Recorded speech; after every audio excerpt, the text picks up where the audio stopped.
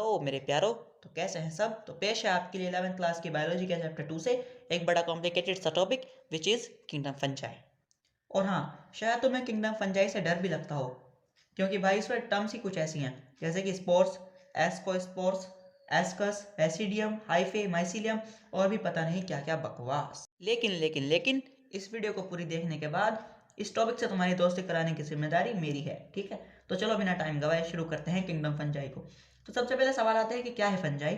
जवाब है कि ये यूकैरियोटिक ऑर्गेनिजम्स होते हैं जो खाने के लिए औरों पर डिपेंड करते हैं, यानी हेटरोट्रोफ्स हैं। इनकी सेल एडवांस टाइप की है और हेटरोट्रोफ्स हैं, अपना खाना खुद नहीं बना सकते। इनकी प्रॉपर्टीज पूरी तरह ना तो प्लांट से मैच करती हैं और ना ही एनिमल से मैच करती हैं, तो हमने इनके लिए एक अलग किंगडम बना दी विच इज किंगडम फंजाई। आगे मैं आपको कंपैरिजन भी दिखाऊंगा किंगडम फंजाई का प्लांट किंगडम और एनिमल किंगडम के साथ, तो रहो Befikre. Let's see the definition now. ये यूकैरियोटिक ऑर्गेनिजम्स होते हैं, एडवांस टाइप के सेल वाले। इनके लिए प्लांट वर्ड का इस्तेमाल इसलिए करते हैं क्योंकि इनके पास सेल वॉल होती है। हमें एक फीचर मिला प्लांट जैसा फंजाई में, तो हम इन्हें प्यार से प्लांट बुलाने लगे। लेकिन ये नहीं है कि फंजाई के पास हुबहू प्लांट जैसी सेल वॉल होती है।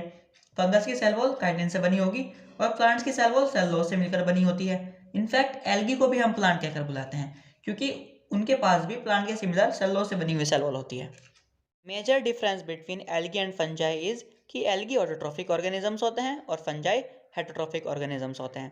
फंजाई फूड को एब्जॉर्ब करते हैं, ना कि इंजेस्ट। इनके पास कोई स्पेशल मुंह नहीं है खाना खाने के लिए। थैलस बॉडी होती है इनकी। आप इनकी बॉडी में डिफ्रेंशिएशन नहीं कर सकते, जिस तरह प्लांट्स को देखकर हम बता देंगे कि हाँ भाई ये इसकी लीव्स हैं, ये स्टेम्स हैं और ये रूट्स हैं। और हाँ, रिप्रोडक्शन स्पोर्ट्स के जरिए करते हैं ये लोग। वो मैं आपको इनके रिप्रोडक्शन में भी समझाऊंगा डिटेल में। और वीडियो पसंद आने पर ना सिर्फ वीडियो को लाइक करें बल्कि चैनल सब्सक्राइब करके घंटा भी दबा दें। बात करते हैं फंगस के हैबिटेट की, यानी कहाँ कहाँ पे फंगस लोग दिखाई देंगे। बात ऐसी है कि वैरायटी ऑफ एनवायरमेंट्स में दिखते हैं फंजाई, जैसे ज़मीन में, पानी में, अंधेरे में, रोशनी में और भी अलग अलग जगहों पर। देखते हैं इनके साइज को। साइज ऑल्सो में वेरी। माइक्रोस्कोपिक से 2 मीटर तक लंबे हो सकते हैं fungus. Example of microscopic fungi is yeast which is also most popular fungus. नाम तो सुना ही होगा। और 2 मीटर तक लंबा फंजाई है टोडस्टूल। स्क्रीन पे भी देख सकते हो आप। बात करते हैं फंगस के मोड ऑफ लाइफ की, यानी इनके जीने का तरीका कैसा है, इनका जीने का ढंग कैसा है, इनकी लाइफ का स्टाइल कैसा है। पैरासाइटिक हो सकते हैं, सेफरोट्रोफिक हो सकते हैं, म्यूचुअलिस्ट हो सकते हैं और प्रीडेटर्स भी हो सकते हैं। जो पैरासाइटिक होंगे ये किसी लिविंग बॉडी के ऊपर या अंदर रहकर फूड डिराइव करेंगे अपना, और प्लांट या एनिमल की बॉडी के ऊपर अंदर रहकर डिसीज भी कॉज कर सकते हैं कोई। फिर आते हैं सेफ्रोट्रोफिक फंजाई। ये फंजाई जो होंगे वो डेड और डिकेइंग मैटर से अपना फूड ड्राइव करेंगे, जैसे कि सड़ते हुए ब्रेड के ऊपर या फिर सड़ते हुए फल के ऊपर रहेंगे। फिर आते हैं म्यूचुअलिस्ट। ये फंजाई जो होते हैं पार्टनरशिप में रहते हैं, जैसे कि फंजाई रहता है एल्गी के साथ, जिसे हम लाइकन्स भी बोलते हैं। फिर आते हैं प्रेडेटर्स। प्रेडेटर्स वो होंगे जो शिकारी होंगे। कुछ फंजाई शिकारी भी मिलेंगे, जैसे ऑयस्टर फंजाई। ऑयस्टर फंजाई ये शिकारी है, ये किसी भी वॉर्म को पकड़कर उससे फूड ड्राइव कर लेता है। देखते हैं फंगस की बॉडी को। तो a mass of hyphae makes up the body of a fungus. बहुत सारे हाइफे मिलकर एक फंगस का शरीर तैयार करते हैं, जिसे हम एक साथ माइसीलियम भी कहते हैं। कलेक्शन ऑफ हाइफे को ही माइसीलियम कहा जाता है। The hyphae of most fungi. अक्सर कर फंजाई के जो हाइफे होते हैं वो डिवाइडेड होते हैं सेल्स में by internal walls called septa. तो हर एक पार्टीशन में अपना एक न्यूक्लियस भी आ जाता है। आप इसे कंसिडर करिए एक फंगस की बॉडी, जिसे हम एक साथ माइसीलियम बोलेंगे, और अगर आप इसमें से एक टुकड़ा निकाल लो तो उसे हम हाइफे बोलेंगे। और collection of hyphae is called mycelium. ये बात आपको मैं बता चुका हूँ। तो जो हाइफे होंगे ना, हाइफे भी दो तरह से हो सकते हैं, एक सेप्टेट और एक नॉन सेप्टेट, यानी एक मल्टी सेलुलर जिसमें क्रॉस वॉल्स प्रेजेंट हो, और एक यूनिसेलुलर यानी जिसमें मल्टी न्यूक्लिएटेड साइटोप्लाज्म हो। देख सकते हैं आप, अगर इसमें क्रॉस वॉल्स नहीं है तो हम इसे यूनिसेलुलर ही बोलेंगे, लेकिन इसमें मल्टी न्यूक्लिएटेड साइटोप्लाज्म है ना। और ये सेप्टेट हाइफा होगा जिसमें अलग अलग क्रॉस वॉल्स प्रेजेंट होंगी। देख सकते हैं आप, हाइफे भी दो तरह के पाए जा सकते हैं। एक मल्टी सेलुलर जिसमें क्रॉस वॉल्स प्रेजेंट हों, जैसे कि ये रहा सेप्टेट, और एक यूनिसेलुलर यानी जिसमें मल्टी न्यूक्लिएटेड साइटोप्लाज्म प्रेजेंट हो। देखो ये साइटोप्लाज्म तो एक ही है, लेकिन इसमें न्यूक्लियस बहुत सारे हैं। बात करेंगे रिप्रोडक्शन की। तो सेक्सुअल और असेक्सुअल दोनों ही तरीके से हो सकता है। और एसेक्सुअल का पहला तरीका है स्पोर फॉर्मेशन के ज़रिए। इसमें हाइफा के ऊपर बल्ब लाइक स्ट्रक्चर यानी स्पोरेंजियम, इसे कहते हैं स्पोरेंजियम, ये बन जाता है, जिसके अंदर स्पोर्स होते हैं। इसके अंदर स्पोर्स होते हैं जो आने वाले टाइम के फंगस होते हैं।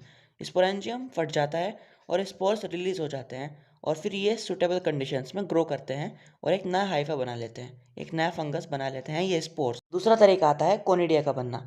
आप देख सकते हैं डायग्राम में कि कोई स्पोरेंजियम जैसा स्ट्रक्चर नहीं है और स्पोर्स किसी भी बैग लाइक स्ट्रक्चर में बंद नहीं होते। तीसरा तरीका आता है फ्रेगमेंटेशन।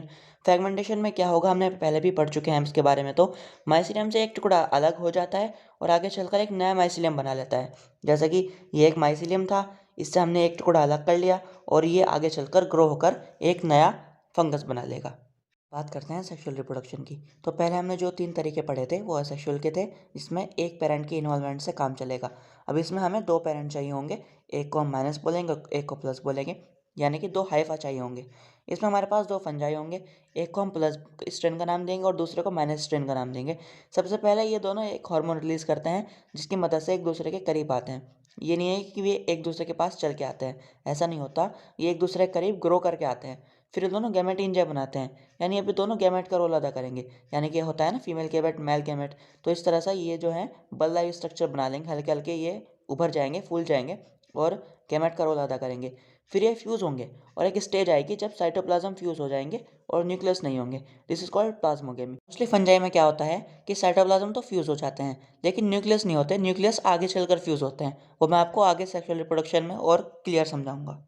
तो कुछ फंजाई में तो ऐसा होता है कि न्यूक्लियस भी फ्यूज़ हो जाते हैं और साइटोप्लाज्म भी फ्यूज़ हो जाते हैं, यानी प्लाज्मोगेमी यानी साइटोप्लाज्म का फ्यूज़न और कैरियोगेमी यानी न्यूक्लियस का फ्यूज़न एक साथ ही हो जाता है। लेकिन कुछ फंजाई में साइटोप्लाज्म तो पहले फ्यूज़ हो जाते हैं मगर न्यूक्लियस बाद में जाके फ्यूज़ होता है। और जैसा कि आपने पिछले पेज पर देखा कि साइटोप्लाज्म तो फ्यूज़ हो चुके थे लेकिन न्यूक्लियस नहीं हुए थे, तो अब वो जो जाइगोट होगा उससे न्यू हाइफा बनेगा। मगर मज़े की बात यह है कि अब तक भी फ्यूज़ नहीं होंगे उसमें न्यूक्लियस, और ऐसा हाइफा जिसमें 2 अलग अलग न्यूक्लियस प्रेजेंट हों उसे डाइकैरियोटिक हाइफा बोलेंगे, यानी 2 न्यूक्लियस वाला हाइफा, है ना। जाहिर सी बात है डाइकैरियोटिक हाइफा ही बोलेंगे। और बाद में जाकर डाइकैरियोटिक हाइफा के न्यूक्लियस भी फ्यूज़ हो जाते हैं, है ना। वो मैं आगे सेक्सुअल रिप्रोडक्शन में आपको और डिटेल में समझाऊंगा।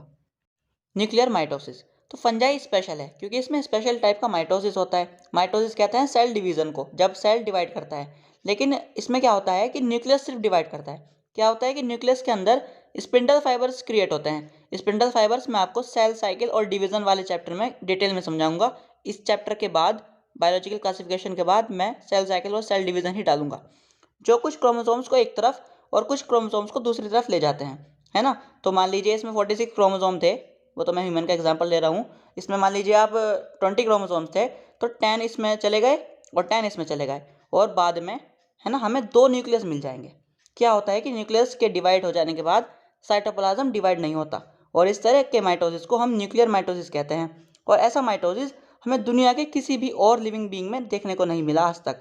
न्यूक्लियस के माइटोसिस को न्यूक्लियर माइटोसिस कहते हैं। तो ये वाला माइटोसिस हमें सिर्फ और सिर्फ फंजाई में देखने को मिलता है, इसलिए फंजाई थोड़ा स्पेशल हो जाता है। Nuclear mitosis. तो फंजाई स्पेशल है क्योंकि इसमें स्पेशल टाइप का माइटोसिस होता है। माइटोसिस कहते हैं सेल डिवीजन को, जब सेल डिवाइड करता है। लेकिन इसमें क्या होता है कि न्यूक्लियस सिर्फ डिवाइड करता है। क्या होता है कि न्यूक्लियस के अंदर स्पिंडल फाइबर्स क्रिएट होते हैं। स्पिंडल फाइबर्स मैं आपको सेल साइकिल और डिवीजन वाले चैप्टर में डिटेल में समझाऊंगा। इस चैप्टर के बाद बायोलॉजिकल क्लासिफिकेशन के बाद मैं सेल साइकिल और सेल डिवीजन ही डालूंगा, जो कुछ क्रोमोसोम्स को एक तरफ और कुछ क्रोमोसोम्स को दूसरी तरफ ले जाते हैं, है ना। तो मान लीजिए इसमें 46 क्रोमोसोम थे, वो तो मैं ह्यूमन का एग्जांपल ले रहा हूँ। इसमें मान लीजिए आप 20 क्रोमोसोम्स थे, तो 10 इसमें चले गए और 10 इसमें चले गए और बाद में, है ना, हमें 2 न्यूक्लियस मिल जाएंगे। क्या होता है कि न्यूक्लियस के डिवाइड हो जाने के बाद साइटोप्लाज्म डिवाइड नहीं होता और इस तरह के माइटोसिस को हम न्यूक्लियर माइटोसिस कहते हैं। और ऐसा माइटोसिस हमें दुनिया के किसी भी और लिविंग बीइंग में देखने को नहीं मिला आज तक। न्यूक्लियस के माइटोसिस को न्यूक्लियर माइटोसिस कहते हैं। तो ये वाला माइटोसिस हमें सिर्फ और सिर्फ फंजाई में देखने को मिलता है और इसीलिए फंजाई थोड़ा स्पेशल हो जाता है। अब हम कंपैरिजन देखेंगे किंगडम फंजाई का प्लांट के साथ और एनिमल के साथ। तो जैसे कि हमें पता है कि फंजाई ना तो प्लांट की कैटेगरी में आ रहा है और ना ही एनिमल्स की। हम देखेंगे किस तरह फंजाई को अपना एक अलग किंगडम मिला। ऐसा क्या है फंजाई में जो प्लांट्स में भी है और एनिमल्स में भी है और प्लांट्स में भी नहीं है और एनिमल्स में भी नहीं है। तो किस तरह से एक अलग किंगडम मिला अब हम देखेंगे। कंपैरिजन देखेंगे फंजाई का एनिमल्स के साथ। तो फंजाई में सेल वॉल होती है, मैंने आपको शुरू में बताया था कि काइटिन से बनी होती है, और एनिमल्स में कोई सेल वॉल नहीं होती, प्लांट्स में होती है बल्कि सेलुलोज से बनी हुई। फिर फंजाई में एब्जॉर्प्शन होता है फूड का, लेकिन हम मुंह से खाते हैं, हम इंजेस्ट करते हैं फूड को, हम एनिमल्स लोग। फिर फंजाई नॉन मोटाइल होते हैं, यानी कि इधर से उधर नहीं जा सकते। एनिमल्स मोटाइल होते हैं। फंजाई स्पोर प्रोड्यूसिंग होते हैं, यानी स्पोर बियर करते हैं फॉर एसेक्सुअल रिप्रोडक्शन, और एनिमल्स कोई स्पोर बियर नहीं करते। और फंजाई के पास सेंट्रोल नहीं होता। सेंट्रोल का रोल भी मैं आपको 11th चैप्टर यानी सेल साइकिल में समझाऊंगा, ठीक है। और एनिमल्स में सेंट्रोल प्रेजेंट होते हैं। सेंट्रोल वो ऑर्गेनेली है जो सेल को डिवीजन में हेल्प करता है, ठीक है। मगर नोट करने लायक बात यह है कि फंजाई भले ही मोटाइल नहीं होते, मगर ये ग्रो करके अपनी डेस्टिनेशन तक पहुंच सकते हैं। वो मैं आपको सेक्सुअल रिप्रोडक्शन में भी समझाऊंगा कि किस तरह दो हाइफा एक दूसरे की तरफ ग्रो करते हैं एक हार्मोन रिलीज करके। तो फंजाई में सेंट्रोल भी नहीं होते जो सेल डिवीजन में मदद करता है। सेंट्रोल एक सेल ऑर्गेनेली होता है, वो मैं आपको सेल डिवीजन वाले चैप्टर में समझाऊंगा, चैप्टर नंबर 11 में। Similarities of fungi and animals, तो बोथ आर हेटरोट्रॉफ्स, यानी दोनों ही खाने के लिए दूसरों पर निर्भर करते हैं। इनमें से कोई भी अपना खाना खुद नहीं बना सकता। बोथ आर ग्लाइकोजेनिक, दोनों के अंदर फूड स्टोर ग्लाइकोजन के रूप में होता है, ठीक है। ग्लाइकोजन एक पॉलीसेक्राइड होता है और कार्बोहाइड्रेट स्टोर होता है इनके अंदर ग्लाइकोजन के रूप में ही। तो ये भी सिमिलैरिटी हो गई। एक और सिमिलैरिटी है कि काइटिन का होना। एनिमल्स में भी कहीं ना कहीं काइटिन पाया जाता है। फंजाई का तो सेल वॉल काइटिन से बना होता है, मगर एनिमल्स में स्पेसिफिकली आर्थ्रोपोड्स के अंदर पाया जाता है काइटिन। उनके एक्सोस्केलेटन में, उनका हार्ड वाला शेल होता है ना, कुछ कुछ आर्थ्रोपोड्स का आपने भी देखा होगा, तो उसमें भी काइटिन पाया जाता है। तो ये भी एक सिमिलैरिटी हो गई फंजाई और एनिमल्स में। अब कंपैरिजन देखते हैं फंजाई का प्लांट्स के साथ। तो फंजाई में क्लोरोफिल एब्सेंट होता है, इसी वजह से वो हेटरोट्रॉफ्स होते हैं, अपना खाना खुद नहीं बना सकते। और प्लांट्स में क्लोरोफिल प्रेजेंट होता है, इसलिए ऑटोट्रॉफ्स होते हैं, अपना खाना खुद बना सकते हैं। इनफैक्ट जो क्लोरोफिल होता है वो मेन पिगमेंट है ग्रीन प्लांट्स का। फिर फंगस की सेल वॉल काइटिन से बनी होती है, प्लांट्स की सेल वॉल सेलुलोज से बनी होती है। फंगस में फूड स्टोर ग्लाइकोजन के रूप में होता है और प्लांट्स में फूड स्टोर स्टार्च के रूप में होता है। तो ग्लाइकोजन और स्टार्च दोनों ही पॉलीसेक्राइड्स होते हैं, ठीक है। दोनों ही कार्बोहाइड्रेट की स्टोर्ड फॉर्म को कहते हैं हम, ठीक है। तो इसमें जो फूड स्टोर होता है, मतलब कार्बोहाइड्रेट स्टोर होता है, वो ग्लाइकोजन के रूप में होता है और प्लांट्स में स्टार्च के रूप में होता है। तो बोथ हैव सेल वॉल, है ना, ये सिमिलैरिटीज हैं। अब similarities between fungi and plants, तो both have cell wall, chitin, cellulosic, non motiles, ये भी नहीं हिल सकते, ये भी नहीं हिल सकते। स्पोर बियरिंग, ये भी स्पोर बियर करते हैं, ये भी स्पोर बियर करते हैं। सेंट्रोल एब्सेंट, इसमें भी सेंट्रोल नहीं होता, इसमें भी सेंट्रोल नहीं होता। और सेंट्रोल का रोल मैंने आपको बता दिया कि मैं 11th चैप्टर में आपको अच्छी तरह समझाऊंगा। और जैसा कि हमने देखा कि फंजाई ना तो प्लांट्स के और ना ही एनिमल्स के साथ पूरा मेल खाता है, ठीक है। ये ना तो प्लांट्स जैसा है बिल्कुल और ना ही एनिमल्स जैसा है। और इसमें एक स्पेशल माइटोसिस होने की वजह से, जिसे हम न्यूक्लियर माइटोसिस भी कहते हैं, हमने इसे एक अलग kingdom they the, which is your kingdom fungi. बात करते हैं सेक्सुअल रिप्रोडक्शन इन फंजाई की। तो फंजाई का जो क्लासिफिकेशन मैं आपको आगे भी बताऊंगा, फंजाई का क्लासिफिकेशन प्योरली सेक्सुअल रिप्रोडक्शन के बेस पर है। सेक्सुअल रिप्रोडक्शन में कौन सा स्ट्रक्चर बनेगा कौन से फंगस में, इस हिसाब से हमने उसे एक अलग क्लास दे रखी है। होगा किस तरह की, दो एक जैसे हाइफा होंगे, एक को प्लस स्ट्रेन का नाम देंगे, दूसरे को माइनस स्ट्रेन का नाम देंगे। जो दो वो हाइफा होंगे वो मे बी सेप्टेट और नॉन सेप्टेट, उनमें क्रॉस वर्ड्स प्रेजेंट हो भी सकती हैं और नहीं भी हो सकती।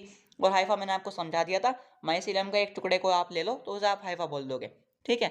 अब स्टेप 2 में क्या होगा, फिर ये दोनों जो हैं एक हार्मोन रिलीज करते हैं, ठीक है, और उसकी मदद से एक दूसरे की तरफ ग्रो करते हैं, एक दूसरे की तरफ आते हैं। पैरों से चलकर तो बिल्कुल भी नहीं आते, एक दूसरे की तरफ ग्रो करते हैं और साइड्स में से हल्के हल्के बल्जी भी हो जाते हैं, यानी हल्के हल्के फूल भी जाते हैं। और अब इन फूले हुए स्ट्रक्चर्स को हम गैमेटिंजिया बोलते हैं, यानी अब ये गैमेट्स का रोल अदा करेंगे। जिस तरह होता है ना फीमेल गैमेट और मेल गैमेट, तो इस तरह अब ये गैमेट्स का रोल अदा करेंगे और इन्हीं का ही फ्यूजन होगा आगे चलकर। होगा किस तरह की, दो एक जैसे हाइफा होंगे, एक को प्लस स्ट्रेन का नाम देंगे, दूसरे को माइनस स्ट्रेन का नाम देंगे। जो दो वो हाइफा होंगे वो मे बी सेप्टेट और नॉन सेप्टेट, उनमें क्रॉस वर्ड्स प्रेजेंट हो भी सकती हैं और नहीं भी हो सकती। और हाइफा मैंने आपको समझा दिया था, माइसिलियम का एक टुकड़े को आप ले लो तो उसे आप हाइफा बोल दोगे, ठीक है। अब स्टेप 2 में क्या होगा, फिर ये दोनों जो हैं एक हार्मोन रिलीज करते हैं, ठीक है, और उसकी मदद से एक दूसरे की तरफ ग्रो करते हैं, एक दूसरे की तरफ आते हैं। पैरों से चलकर तो बिल्कुल भी नहीं आते, एक दूसरे की तरफ ग्रो करते हैं और साइड्स में से हल्के हल्के बल्जी भी हो जाते हैं, यानी हल्के हल्के फूल भी जाते हैं। और अब इन फूले हुए स्ट्रक्चर्स को हम गैमेटिंजिया बोलते हैं, यानी अब ये गैमेट्स का रोल अदा करेंगे। जिस तरह होता है ना फीमेल गैमेट और मेल गैमेट, तो इस तरह अब ये गैमेट्स का रोल अदा करेंगे और इन्हीं का ही फ्यूजन होगा आगे चलकर। स्टेप 3 में क्या होगा, अब एक दूसरे के करीब आकर ये फ्यूज हो जाएंगे, है ना। इस तरह स्टेप 3 में आप देख सकते हैं, जैसे कि डायग्राम मैंने आप सारे बना दिया आपके लिए। स्टेप 3 में क्या होगा, अब एक दूसरे के करीब आकर ये फ्यूज हो जाएंगे और जाइगोट बनेगा, है ना, जिसमें प्लाज्मोगेमी तो हो चुकी होगी, यानी साइटोप्लाज्म तो फ्यूज हो चुका होगा, पर कैरियोगेमी नहीं हुई होगी, यानी न्यूक्लियस अलग अलग होंगे अब तक। ये भी पॉसिबल है कि साइटोगेमी और कैरियोगेमी एक साथ भी हो जाएं। कुछ फंजाई में ऐसा भी होता है, मैं आपको इनके क्लासिफिकेशन में वो अच्छी तरह समझा दूंगा। ठीक है, ज़रूरी नहीं है कि पहले साइटोगेमी होगी फिर बाद में चलकर ही कैरियोगेमी होगी। कुछ फंजाई में दोनों एक साथ भी हो जाते हैं। स्टेप 4 में क्या होगा? स्टेप 4 में जो जाइगोट बन चुका था अब वो जर्मिनेट करेगा, यानी अब वो ग्रो करेगा और एक नया हाइफा बनेगा, और वो हाइफा अब भी डाइकैरोटिक ही होगा। आगे चलकर वो फ्यूज़ होंगे न्यूक्लियस, अब तक भी वो फ्यूज़ नहीं हुए होंगे। अब स्टेप 5 में क्या आएगा? अब एक स्टेज आएगा जब दोनों न्यूक्लियस एक दूसरे के साथ फ्यूज़ हो जाएंगे, है ना।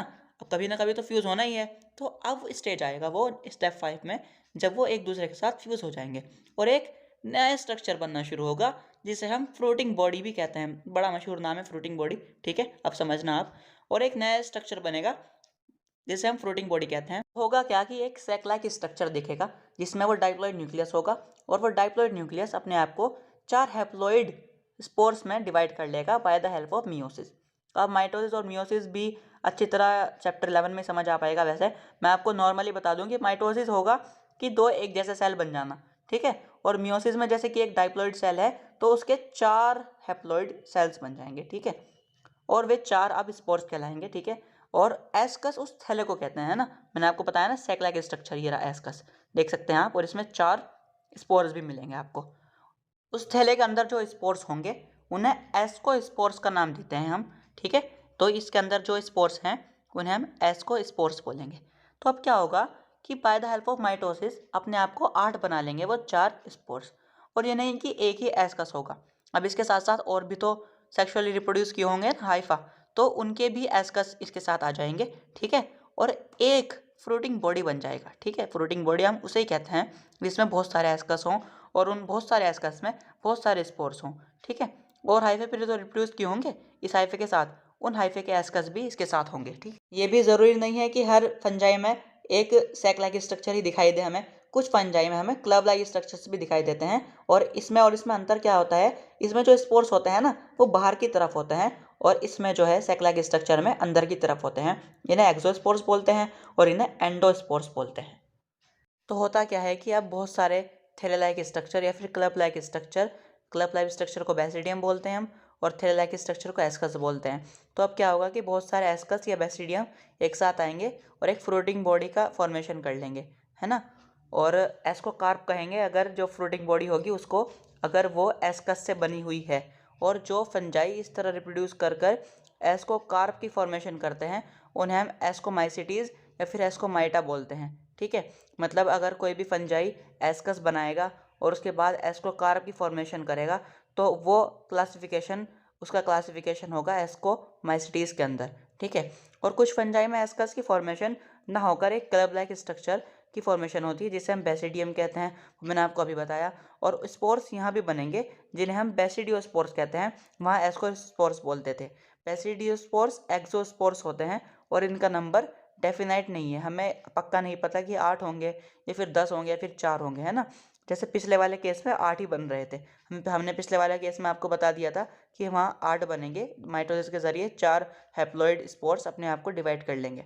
अब क्या होगा, जब बहुत सारे बेसिडियम आएंगे तो एक फ्रूटिंग बॉडी बनेगी जिसको हम बेसिडियोकार्प बोलेंगे, ठीक है, जिस तरह वहाँ एस्कोकार्प बोल रहे थे। और जो भी फंजाई सेक्सुअल रिप्रोड्यूस करके बेसिडियम की फॉर्मेशन करते हैं उनको बेसिडियोमाइकोटा या फिर बेसिडियोमाइसिटीज बोलते हैं, ठीक है। ये तो मैं आपको बता ही चुका हूँ कि इनका सेक्सुअल रिप्रोडक्शन के बेस पे ही क्लासिफिकेशन है, किस तरह ये सेक्सुअल रिप्रोडक्शन करेंगे उस हिसाब से हमने इनकी अलग अलग क्लास बनाई। कुल मिला के वैसे 4 क्लास होती है। एस्कोमाइकोटा को सैक फंजाई कहा जाता है क्योंकि सैक लाइक स्ट्रक्चर बनता है उनमें, जिसे हम एस्कस बोलते हैं। और बेसिडियोमाइकोटा या फिर बेसिडियोमाइसिटीज़ में क्लब लाइक स्ट्रक्चर बनता है ना, जिसको हम बेसिडियम कहते हैं, तो उन्हें क्लब फंजाई कह देंगे, इन्हें सैक फंजाई बोल देंगे। तो इस हिसाब से ही हमने क्लासिफिकेशन भी कर रखा है। अब मैं आपको क्लासिफिकेशन ही बताऊंगा। तो अब बात करते हैं फंगस के क्लासिफिकेशन की, यानी हमने किस आधार पर इन्हें क्लासीफाई किया। तो वो बेस है इनका sexual reproduction.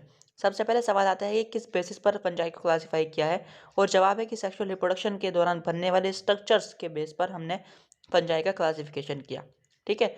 In total there are 4 groups of fungi, zygomycota, ascomycota, basidiomycota और ड्यूट्रोमाइकोटा, ठीक है। 4 हैं, मैं आपको चारों बताऊंगा। सबसे पहला ग्रुप आता है जाइगोमाइकोटा। तो इस ग्रुप के जो फंगस होते हैं उनको हम कॉन्जुगेटिंग फंजाई बोलते हैं। कॉन्जुगेशन क्या होता है? Conjugation is the process by which one bacterium transfers genetic material to another through direct contact. मतलब कहीं ना कहीं इनमें भी डायरेक्ट कॉन्टैक्ट होगा, ठीक है। एक फंगस दूसरे फंगस को जेनेटिक मटेरियल में ट्रांसफर करेगा, तो इसी वजह से हम इन्हें कॉन्जुगेटिंग फंजाई बोलते हैं। वैसे कॉन्जुगेशन मेजरली बैक्टीरियम में पाया जाता है। Includes fungus like black bread mould, जिसे हम राइजोपसिम बोलते हैं, और म्यूकर।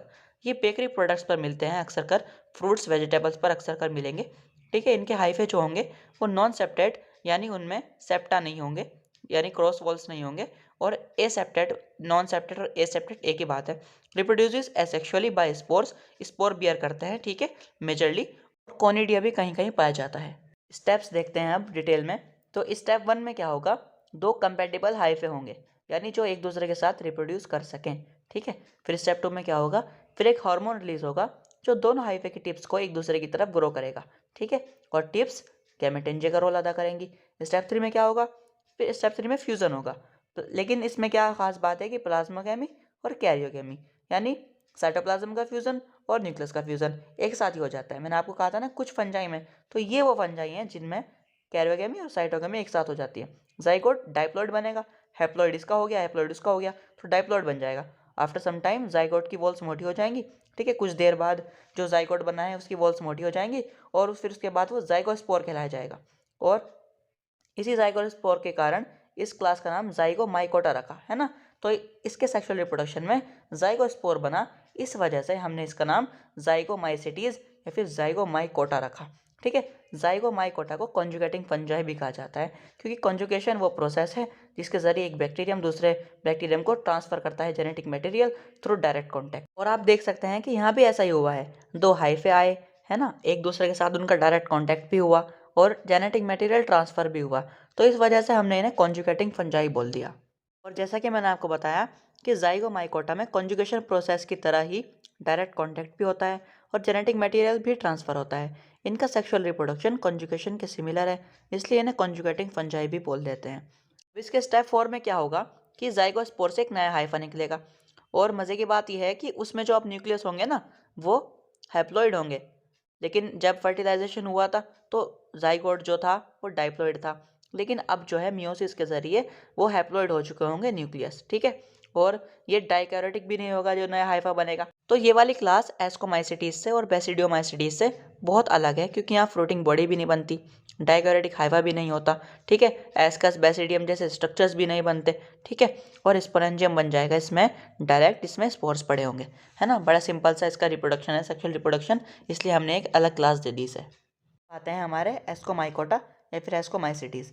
इन एस्कोमाइसिटीज़ को हम सेक फंजाई बोलते हैं, क्योंकि इनके सेक्सुअल रिप्रोडक्शन में एक सेक लाइक स्ट्रक्चर बनता था, ठीक है, जिसके ऊपर स्पोर्स भी प्रेजेंट होते थे, उसे हम एस्कस बोलते थे। और सिर्फ एस्कस के बनने की वजह से हमने इन्हें एक अलग क्लास भी दे दी, विच इज़ योर एस्कोमाइकोटा या फिर एस्कोमाइसिटीज़। ये सबसे बड़ा ग्रुप होता है फंगस का, जिसमें 30,000 से ज़्यादा स्पीशीज़ पाई जाती हैं, ठीक है। Includes fungus such as yeast. Yeast is most popular fungus. इसका नाम तो आपने कहीं ना कहीं ज़रूर सुना होगा, पक्का मैं कह रहा हूँ, पक्का सुना होगा, ठीक है। मोरेल्स, ट्रफल्स एट्सेट्रा, ठीक है, ये इसमें फंगस आते हैं। तो एस्कोमाइकोटा ही है यीस्ट भी। Their hyphae is septate. इनके सेप्टेड हाइफे होते हैं, यानी क्रॉसवॉल्स प्रेजेंट होती हैं। इनका एसेक्सुअल रिप्रोडक्शन कोनिडिया से होता है, बडिंग होता है ना, यीस्ट में बडिंग होता है, बड का बन जाना है ना, फिर वो पेरेंट ऑर्गेनिज्म से अलग हो जाता है बर्ड, ठीक है। फिर इनका सेक्सुअल रिप्रोडक्शन में सबसे पहले प्लाज्मोगेमी होती है। इनका सेक्सुअल रिप्रोडक्शन तो मैं आपको समझा ही चुका हूँ कि सबसे पहले प्लाज्मोगेमी होती है, फिर डाइकैरियोटिक हाइफा बनता है, फिर कैरियोगेमी भी हो जाती है, फिर एस्कस बनता है जिसमें 8 स्पोर्स होते हैं, है ना। फिर बहुत सारे एस्कस मिलकर फ्रूटिंग बॉडी का फॉर्मेशन कर लेते हैं, जिसे एस्कोकार्प बोलते हैं, ठीक है। फिर आते हैं हमारे बेसिडियोमाइसिटीज या फिर basidiomycota. They are called club fungi because during sexual reproduction they form a club like structure on which spores are present and this is familiar fungi, है ना, ये बहुत फेमिलियर फंजाई होता है। और सिर्फ एक स्ट्रक्चर के बनने के ऊपर हमने इन्हें अलग अलग डिवाइड कर दिया। देखो यहाँ क्लब लाइक स्ट्रक्चर बनता है, बेसिडियम बनता है, तो इन्हें बेसिडियोमाइसिटीज बोल दिया। वहाँ सैक लाइक स्ट्रक्चर बनता है एस्कस, तो हमने उन्हें एस्कोमाइसिटीज बोल दिया। सिर्फ ये हमारा बेसिस है कि कौन सा स्ट्रक्चर बनेगा, उस हिसाब से हमने इन्हें क्लासीफाई कर दिया। तो दे आर पैथोजेनिक, है ना, ये पैथोजेंस होते हैं, मतलब डिजीजेस करते हैं। Causes rust and smut disease in plants, screen पर भी देख सकते हैं आप। इसमें फंगस आते हैं जैसे कि एगेरिकस, है ना, puccinia, ustilago, mushroom, puffball, bracket fungi etcetera. ठीक है। और इनके जो हाइफा होते हैं वो सेप्टेट होते हैं, यानी क्रॉस वॉल्स प्रेजेंट होती हैं। और एसेक्सुअल रिप्रोडक्शन सिर्फ और सिर्फ कॉनिडिया से होता है। ठीक है। और सेक्सुअल रिप्रोडक्शन भी आपको समझा चुका हूँ कि सिर्फ और सिर्फ एस्कस और बेसिडियम का अंतर है, सिर्फ और सिर्फ एस्कस का बनना एस्कोमाइसिटीज़ में और बेसिडियम का बनना बेसिडियोमाइसिटीज़ में। ठीक है। तो प्लाज्मोगेमी होगी, डाइकैरियोटिक हाइफा हो जाएगा, फिर कैरियोगेमी भी हो जाएगी, फिर बेसिडियम बनेगा, फिर बेसिडियोस्पोर्स भी आ जाएंगे, है ना। बहुत सारे बेसिडियम मिलकर फ्लोटिंग बॉडी बना लेंगे जिसे बेसिडियोकार्प बोलेंगे। सिंपल है, बिल्कुल सिंपल। सिर्फ और सिर्फ इसमें और एस्कोमाइसिटीज़ में यही अंतर है कि वहाँ एस्कस बनेगा और यहाँ बेसिडियम बनता है। ठीक है। फिर आते हैं हमारे ड्यूट्रोमाइसिटीज़ या फिर ड्यूट्रोमाइकोटा। इन्हें हम इम्परफेक्ट फंजाई बोलते हैं क्योंकि इनमें सेक्सुअल रिप्रोडक्शन तो होता ही नहीं है बिल्कुल भी। इनमें सिर्फ और सिर्फ एसेक्सुअल रिप्रोडक्शन पाया जाता है। ठीक है। और इनका जो माइसीलियम होता है वो सेप्टेट यानी क्रॉस वॉल्स प्रेजेंट होती हैं और ब्रांच होता है। ठीक है। और उसकी शाखाएं निकली रहती हैं। दे में भी पैरासाइटिक, यानी किसी के ऊपर या अंदर रहकर किसी लिविंग बॉडी के अपना फूड डिराइव करना, और एज वेल एज सेफरोट्रॉफिक, यानी कि डेड और डिकिंग मैटर से अपना फूड डिराइव करना। ठीक है। ये पैरासाइटिक भी हो सकते हैं एज वेल एज सेफरोट्रॉफिक भी हो सकते हैं। इनमें फंजाई आते हैं जैसे कि अल्टरनेक्सिया, ठीक है, और इरिकॉर्डेमा एटसेट्रा। इसी के साथ हमारा किंगडम फंजाई फिनिश होता है। और अगर आपको कोई भी डाउट है तो आप कमेंट बॉक्स में कमेंट करिए, I will reply soon. Thank you.